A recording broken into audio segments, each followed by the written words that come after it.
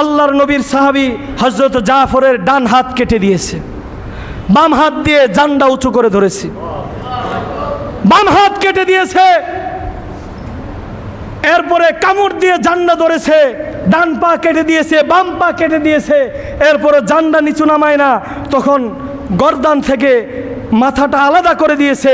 তখনও মাথা নিচে পড়ার পর তখনও ওনার জান্ডাটা মুখ দিয়ে কামড় ধরে রেখেছিল। আল্লাহু আকবার বলে, হায় রে কি মুজাহিদ! মুখ দিয়ে কামড় দিয়ে জান্ডাটা ধরে রেখেছিল আর বুঝাইতেছে, এই সৈনিকেরা তোমরা ভাইবো না এখানে ইসলাম শেষ হয়ে যাবে, এখনো ইসলামের পতাকা এখনো উড্ডীন আছে। আল্লাহু আকবার বলে। তখন হযরতে আব্দুল্লাহ ইবনে রওহা রাদিয়াল্লাহু তাআলা উনি যায় জান্ডা হাতে নিলেন। জান্ডা হাতে নিয়ে কাফেরদেরকে কচু কাটা করতে করতে এক সময় শহীদ হয়ে গেলেন। তখন হযরতে খালিদ